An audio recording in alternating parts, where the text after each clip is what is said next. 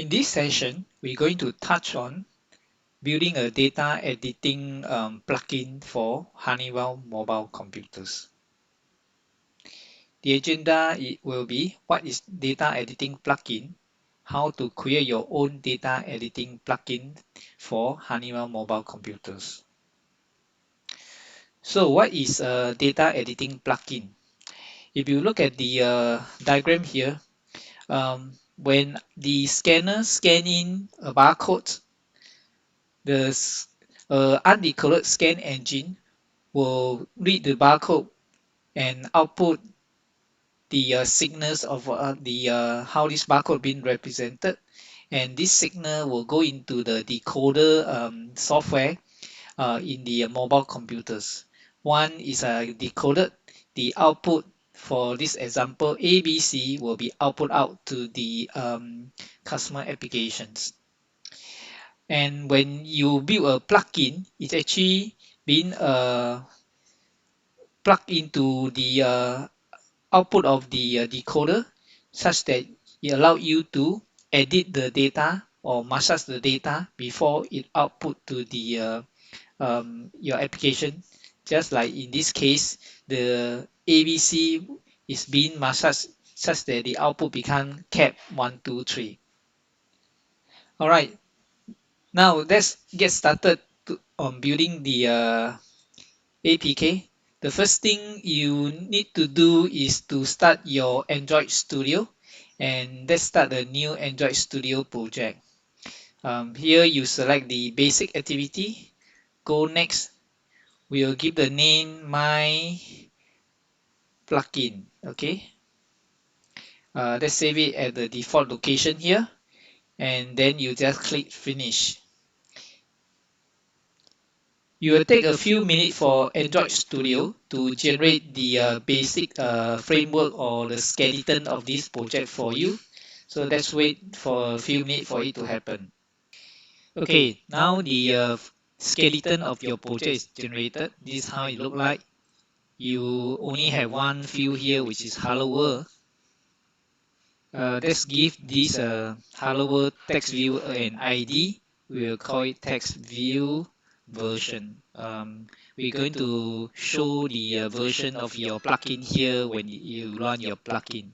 Okay. The first thing you need to do is to look at the go to support.honeywellAIDC.com. You can search for write data edit, and this is the document that article that you can find how to write a data edit plugin for Android devices.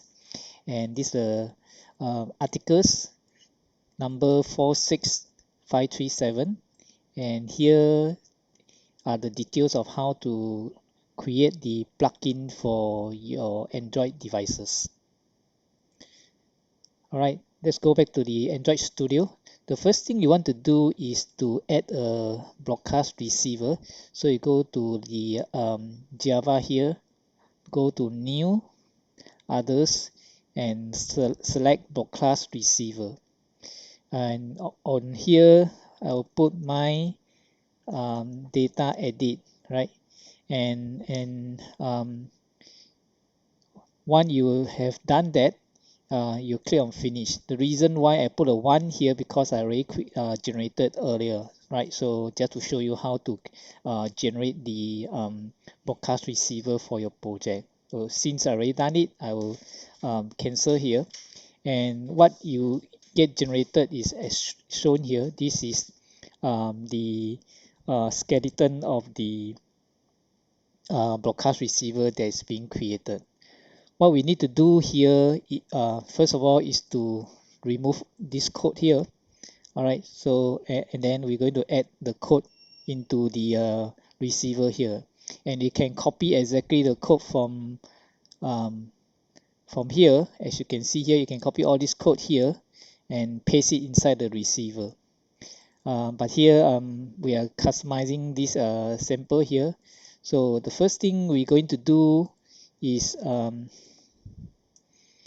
to read the data from the intent, right? So read in all the barcode data, and if you are going to read The aim ID, the character set, the code ID, these are the constant you can retrieve from the intent here. And here we basically just want to do some debugging in case there's some error. So this is red for the log because the class is not imported. So I press alternate enter and import the class for this one. All right. So one I've done that. The next thing I want to do is to create the bundle here. All right. So that's uncomment this entire portion here.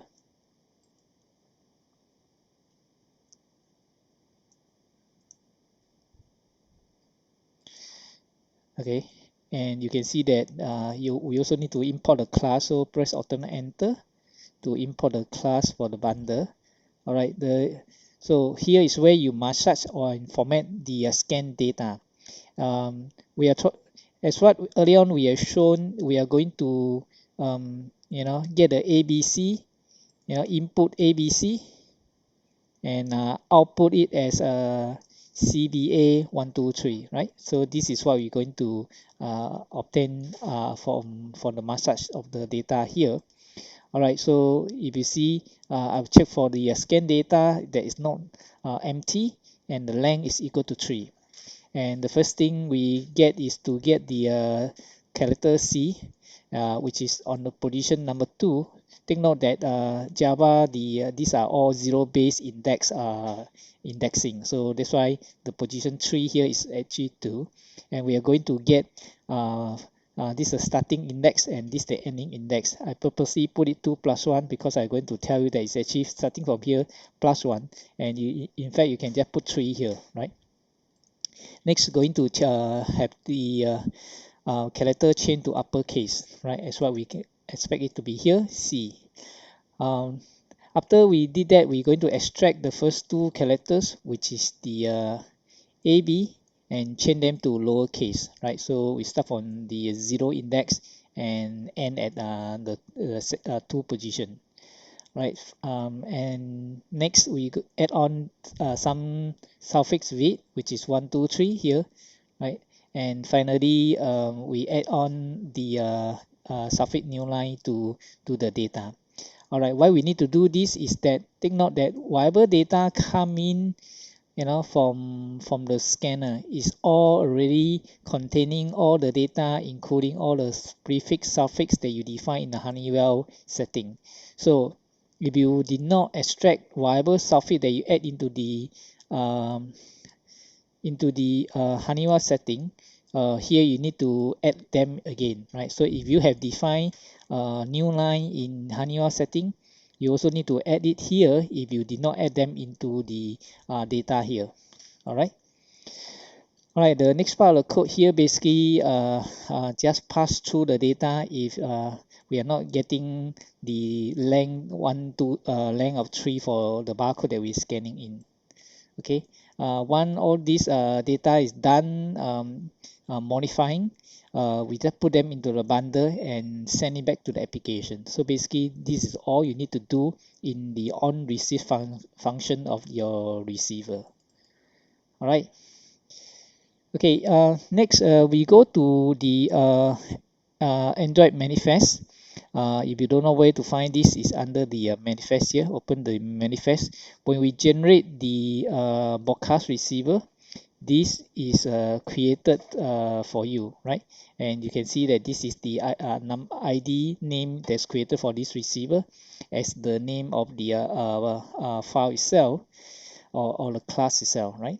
And what we need to add here is to add the action intent filter. All right, so basically you add the intent filter with the action here, and you need to include this intent variable, which had to be case sensitive, and here is a capital edit underscore data. All right, that's all you need to do on the Android manifest. All right, let's go to back to main activity.java. The first thing we want to do is to add two variable. One of them is the text view. Remember, we have a hello world text view there, so we need to add them in. Again, this is the class is not imported. Let's import the class. Okay. All right. So the class get imported for these two. All right. So let's move on. Um, and within the on create, we need to register the two variable and also the receiver. So here is what we need to do. First of all, okay. Um, all right, we get the reference to the layout for this ID. Next, remember we say we want to show the version onto the text itself. So this is the code that we do. Okay. So again, we need to import a class for the for this. All right. Okay, so what is this version that we are showing here? Okay, this is actually inside your files, project structure. Okay, you go to your module under your default setting. Okay, basically we are referring to the version name here. The version code up here is actually for publishing to Play Store. So every time when you publish one version, you need to increment this. Okay, but now we just leave it at one since we are not publishing it, right? And you can always add subversion here, and you can have a prefix called test, for example, right? So this is something that you can do now on the version that you can give to your application. All right, so the next thing we want to do is to register the receiver. Okay, again, next to import a class for the intent filter.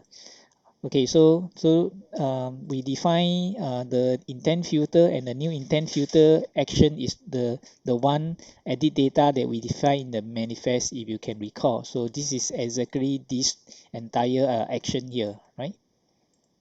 Okay, and one the intent filter is defined, you create a new instance of my edit data edit, right? From my data edit class here, so you're creating an instance of that, and then you register that receiver with your filter. Okay, the last thing you need to do inside here is to create a on destroy function. Because we have registered the receiver, we need to unregister it when this application is totally released to the system. So it basically need to unregister the broadcast. All right, that's all you need to do for your code here. Now we'll run it onto the device. Basically, you need to look for your device here. As you can see, I have a Honeywell CT40 here listed. If you do not have this device listed here, you need to ensure that your USB debugging is turned on your device. So if that is not done, go to your device setting. Under the scroll all the way down to find about phone, and scroll all the way to the bottom to find the build number. Tap this 7 times and to turn on the debugger option. One is turned on, and inside the systems, you advance, you can find a debugger option, right? And you just scroll to ensure that the USB debugging is switched on. One, this is switched on, you just need to unplug the USB cable, plug in again, and your device should be shown here. And of course, on the device, it will prompt you to authenticate with your PC. We just need to select OK and authenticate it.